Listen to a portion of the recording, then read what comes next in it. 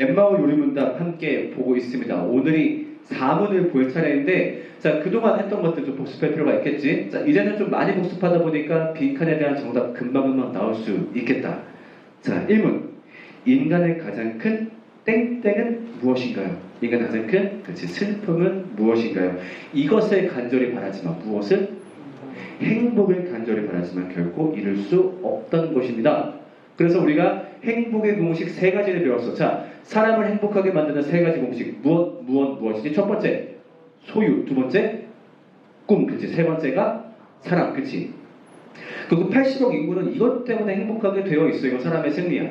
그래서 이걸 열심히 쫓아가는데 이거를 다 가진 사람들이 행복하지 않다고 말하더라. 그걸 보니까 행복은 불가능한 게 아닐까? 자, 근데 반론이 올 수 있어. 근데 그거는 일부 사례 아닐까요? 우리 행복할 수 있지 않나요? 그렇기 때문에 내가 우리의 행복이 왜 불가능한지, 우리의 행복을 막는 것들을 하나하나 소개하고 있었어. 그래서 이문에 우리 삶의 행복이 불가능한 이유는 무엇인가요? 이것이 우리의 행복을 가로막기 때문입니다. 무엇이었지?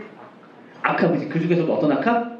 그렇지. 세상의 악함이 우리의 행복을 가로막기 때문입니다. 그렇지? 세상에 시체말로 나쁜 인간이 너무 많아. 그 와중에 내가 사랑하는 사람이 살아가야 돼. 언제 그 피해를 받을지 몰라. 자, 그 다음에 3문에서 뭘 봤냐면은 세상의 악함 외에 그렇다면 또 다른 악함도 존재하나요? 응, 존재한다. 그 정체가 바로 뭐였어? 내안의 악함. 그렇지. 되게 크게 느꼈나 보다. 내 안의 악함. 세상에 나쁜 놈 너무 많아. 이렇게 얘기하기에는 내 안에도 똑같은 악함이 있더라. 그것 때문에 자기의 악함 때문에 자기 삶을 망가뜨리는 인간들 되게 많더라. 근데 우리도 그런 악함이 있을까 없을까 이걸 알아보기 위해서 내가 이것에 대한 질문을 던졌지. 우리 이것이 된다고 상상해보자. 그게 뭐였지? 두 명인가? 그치? 그때 우리한테 떠오르는 생각이 선한 생각? 아니, 그 중에 단 하나도 말 못할 정도로 나쁜 생각밖에 없더라. 그걸 보니까 우리는 언제 우리 삶을 우리 스스로 망가뜨릴지 모른다. 그 와중에 행복의 공식, 이것 때문에 내 악함이 나오는데 이걸 갖기 위해서 혹은 이것을 가졌다는 이유로, 그러니까 우리 안에 악함이 가득하다 보니까 이렇게 좋은 행복의 공식도 우리한테 독이 되더라. 여기까지가 지난 3시간의 얘기였습니다. 완벽하게 복습이 됐지? 자, 여기까지 내용을 요약하자면 결국 우리는 악함 때문에 불행하다 그거야. 자, 근데 오늘은 이제 악함 말고 우리의 행복을 가로막는 두 번째 장벽을 얘기하려고 해. 자, 그래서 우리 4문 다 같이 한번 읽어볼게요. 다 같이 크게 읽어봅시다. 시작. 악함 외에 무엇이 우리의 행복을 가로막나요? 오케이. 여기에 대한 답을 오늘 보려고 할 거야. 자, 그 다음에 영상 하나 같이 보면 좋겠거든. 우리 함께 같이 좀 볼게요. 제가 이름 이건명이고요. 30살. 뭐해? 저는 지금 무직이에요. 건명이 어디 아프니? 네. 그치? 네. 직장 사기.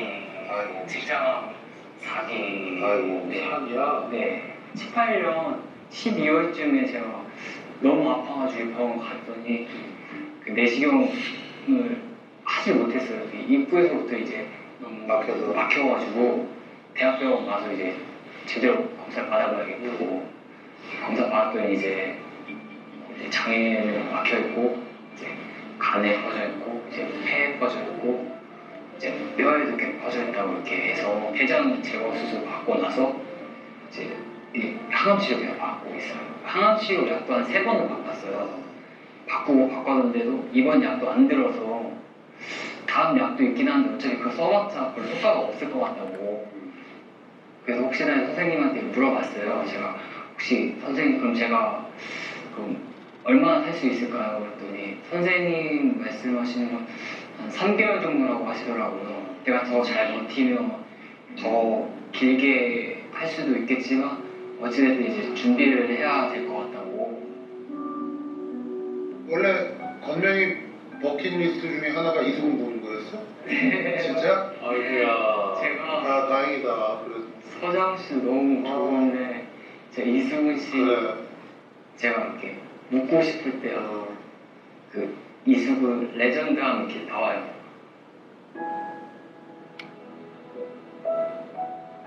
그 발견했으면 얼마나 좋았을까 네. 이런 생각도 하고 이렇게 전부 아름다운 작년인데 누나한테 마지막으로 하는 그래, 얘기. 이거 방송 여기 보고 영상 편지하고 그래, 한마디 했잖아.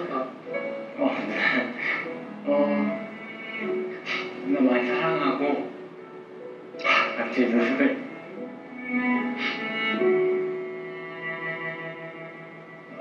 너무 고마워 우리 누나. 나는 괜찮으니까 우리 누나는 항상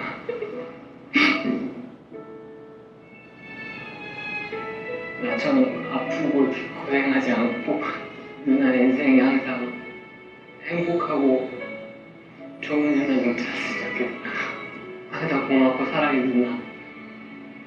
그러나 만들자, 그야말로. 아, 이 새끼 진짜, 이씨. 아, 다시 안 한다.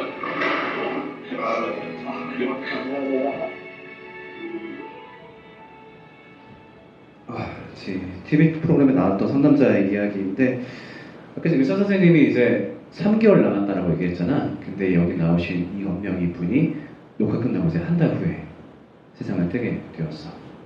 너무 안타깝지? 자, 우리 삶의 행복을 가로막는 두 번째 요인 바로 뭘까? 너무 잘 알겠지만 그것은 바로 죽음이야. 사실 악함이 우리의 행복을 방해한다라고 얘기했을 때 내가 굉장히 많은 것을 증명했어야 되고 많은 사례를 들었어야 됐어요. 근데 사실 죽음이라고 했을 때는 아마 그렇게 긴 말이 필요 없을 거야. 우리 너무너무 이게 비참하고 슬프다는 걸 잘 알고 있거든. 그래서 심지어 우리는 애초에 죽음이라는 단어도 입에 잘 안 담으려고 하지. 왜 그럴까? 너무 좀 기분이 그렇거든. 이 막막하고 불쾌하고 무서운 문제를 굳이 발음하면서 떠올리고 싶지가 않은 거야. 그렇기 때문에 우리가 실제로 누군가가 죽었을 때 뭐라고 이렇게 표현을 하지? 굉장히 많은 말들 있잖아. 어떻게 얘기하지? 그치, 뭐 돌아가셨다, 소천 받으셨다, 영면하셨다, 뭐 다른 나라도 많이 있지만 스틱스 강을 건너셨다. 영어로는 그냥 패스어웨이 이렇게 하기도 하고, 또 심지어 뭐 애완동물이 죽었을 때도 무지개 다리를 건넜다. 어떻게든 그 단어를 쓰고 싶지가 않은 것이. 왜 그럴까? 죽음이라는 문제는 우리한테 너무나 막막한 문제거든. 혹시 한 번쯤 생각해 본 적이 있니? 내가 만약에 죽는다면? 혹은 내가 사랑하는 사람이 죽는다면? 어쩌면 좀 미안하지만 이 중에서 실제로 그런 일을 겪은 사람도 어쩌면 있을 거야. 그래서 너무 상처를 혹시 해지는 일이 되지 않을까 좀 내가 염려가 되긴 한데 그런 것들을 들춰내고자 말을 하는 건 아니니까 조금만 이해를 해주면 좋겠어. 아무튼 그런 생각을 할 때마다 아마 그 생각을 그렇게 오래 하지 못했을 거야. 가끔 누워가지고 죽음 이후에 어떻게 되는 거지 막 생각했다가 그냥 에이 하면서 안 하게 되지. 왜? 막막하니까. 답이 없으니까. 그리고 또 어때? 이 문제는 너무나 슬픈 문제거든. 그리고 또 어때? 이 문제는 너무나 두려운 문제거든. 그래서 우리가 평소에 죽음에 대해서 웬만하면 생각하지 않으려고 해. 그냥 세상에 죽음이 마치 없는 것처럼 살고 싶어 해. 그런데 문제는 뭘까? 죽음은 반드시 우리한테 다가온다는 것이. 자, 그러면 우리 죽음이 왜 두려울까? 자, 내가 하나 좀 예를 들어서 한번 설명해 볼게. 자, 만약에 너희가 어느 날 이제 집을 딱 갔어. 뭐 휴가를 나왔든 어떻게든 집에 갔어. 좀 이른 시간에 집에 들어간 거야. 지금 원래 이제 엄마가 있어야 될 시간이야. 그래서 집에 문을 벌컥 열고 엄마! 딱 들어온 거지. 근데 집이 싸늘해. 엄마! 뭐지? 엄마 자? 없네? 엄마 똥 싸? 없어. 이 아줌마가 어디 가는지 없는 거야. 그래가지고 그냥 뭐 없나 보다 하고서는 요플레 까먹고 있었는데 왠지 이날따라 좀 엄마한테 전화를 해봐야 될 것 같아. 그래가지고 엄마한테 전화를 겁니다. 근데 엄마 전화를 안 받아.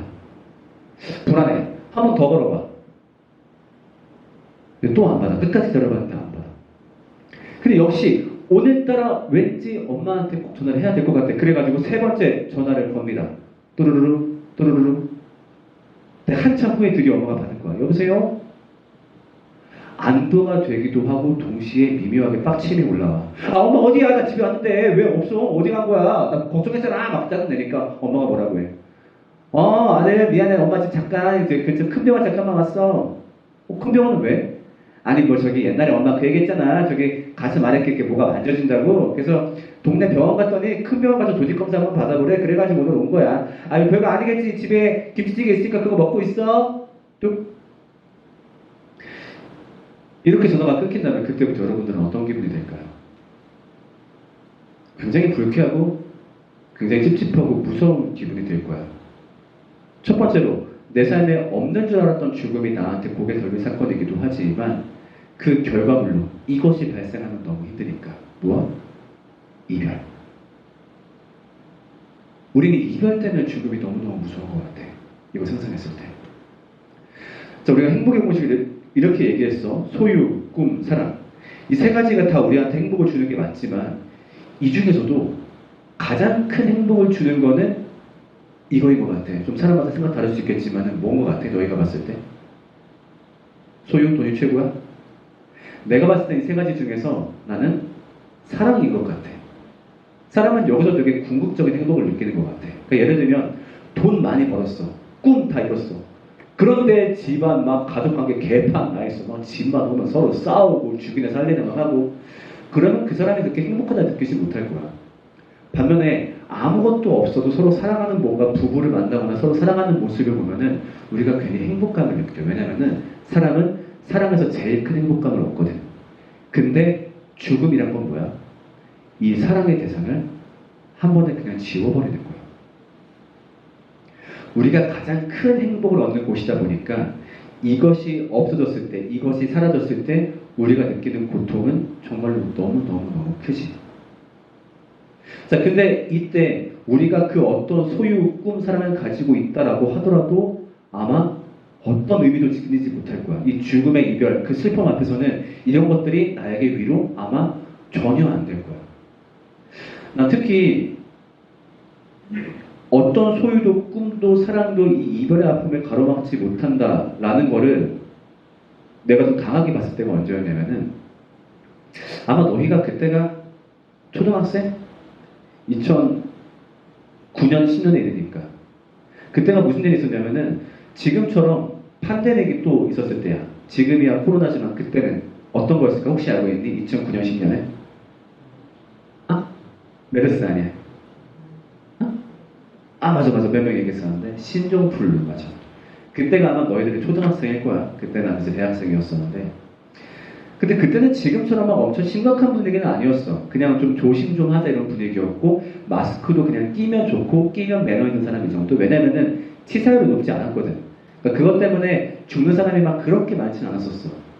자, 그런데 그때 이제 온 국민이 충격을 받는 사건이 발생하게 돼. 뭐였냐면은 그때 당시에 굉장히 커리어 하이를 달리고 있던 유명한 배우의 아들이 숨지는 일이 발생했어. 혹시 그 배우 누군지 알고 있니? 아마 너희는 모를 거야. 우리 뒤에 계신 성도님들은 누군지 다 기억하고 계시죠? 네, 바로 배우 이광기 씨가 자기 아들을 잃게 되는 일이 벌어졌어 그때. 지금도 잘 나가는 배우지만 이광기 씨는 그때 한창 정말 잘 나가는 배우였었고 그때 모든 명성과 꿈을 다 이룬 시기였어. 그런데 그런 일이 발생한 거야. 당연히 무너질 수밖에 없었겠지. 근데 특히나 그 무너졌던 순간을 본 적이 있었는데, 그러니까 그때는 좀 이렇게 뭐랄까 연예 뉴스들이 좀 매너가 없었어. 막 이렇게 장례가 발생하면은 그 화장터까지 가가지고 그 모든 과정을 다 이렇게 중계를 했었거든.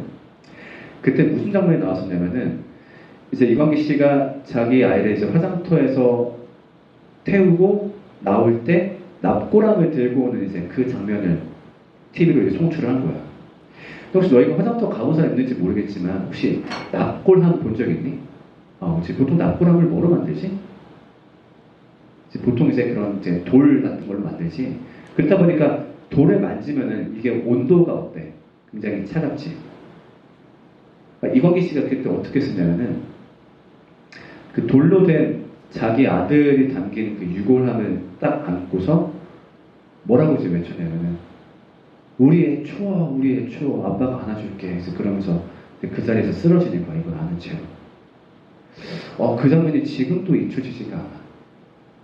그러니까 아무리 성공한 배우다, 사람들에게 사랑을 받는다, 뭐 돈을 많이 벌었다라고 하더라도 저 이별의 슬픔 앞에서는 저거에 아무런 효력을 발휘하지 못하게 되지.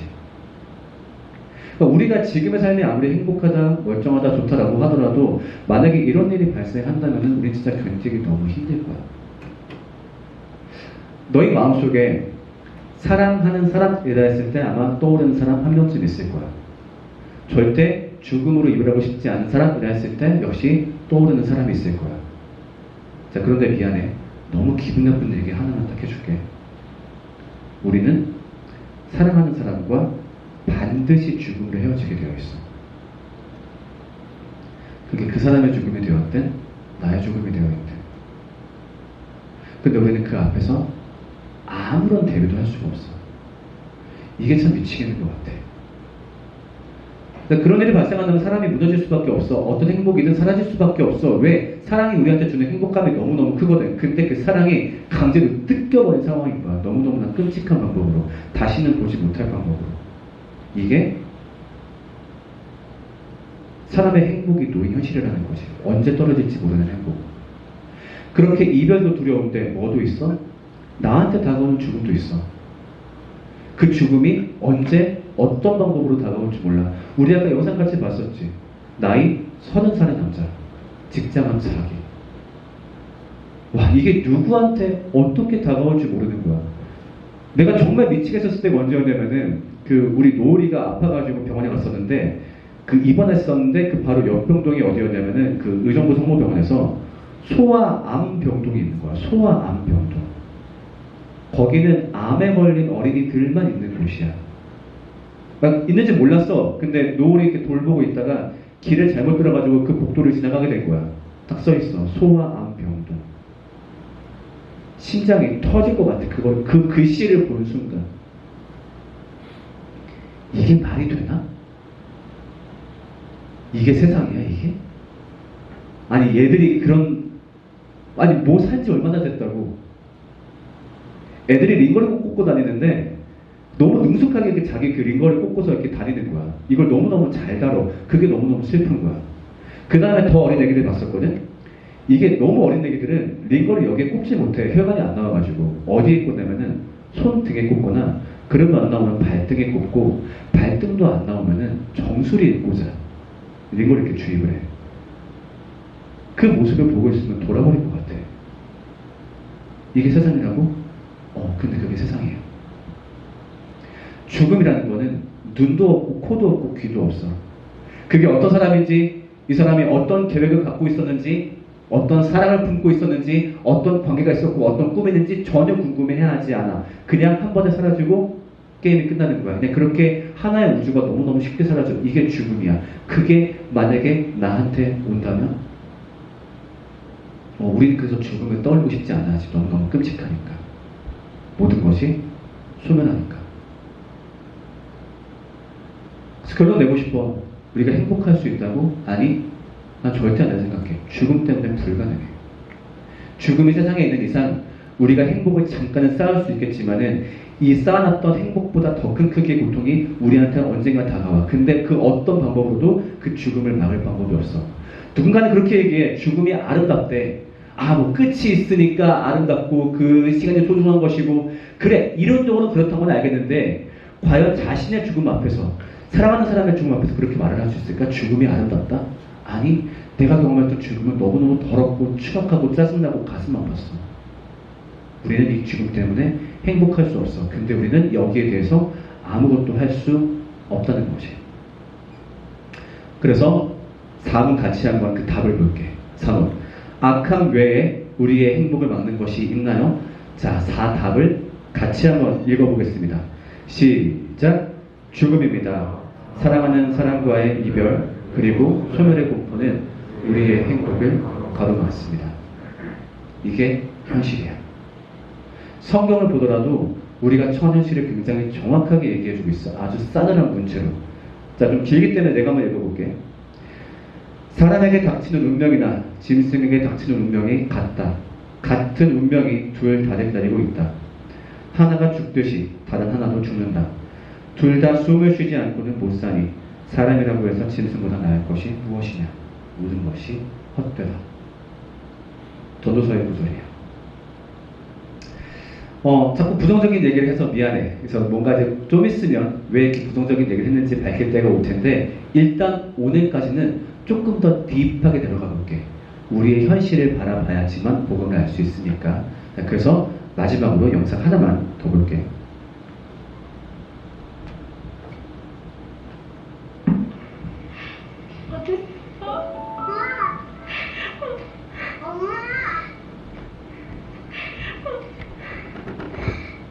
엄마 어디 있었어? 엄마 내 생각했어? 엄마도 나 보고 싶었어.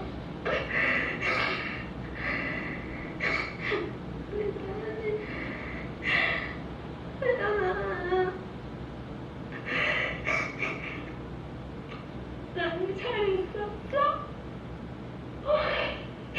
엄마 나연이 보고 싶었어.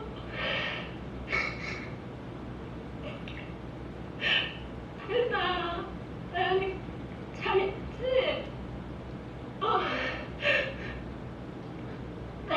너무 예쁜 나연이. 엄마 나연이 안아보고 싶어. 엄마 나연이 너무 보고 싶었어. 엄마 나 예뻐? 예쁘지? 너무너무 예뻐 우리 나연이.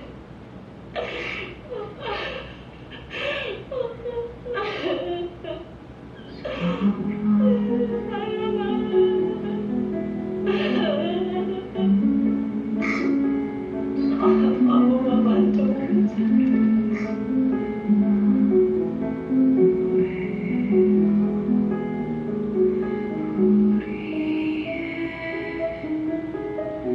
사랑을 기억하는 사람들은 언젠가 모두 사라지겠죠. 그래서 난 노래해요. 영원히라 믿는 노래로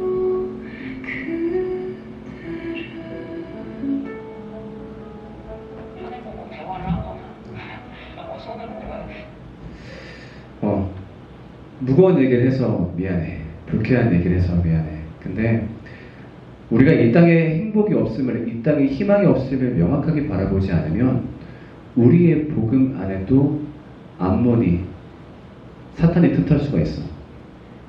교회 다니면 행복할 수 있어. 많은 돈을 벌고 많은 명예를 이루고 네가 간절히 꾸는 꿈을 기도해서 얻어봐. 그게 바로 복음이야.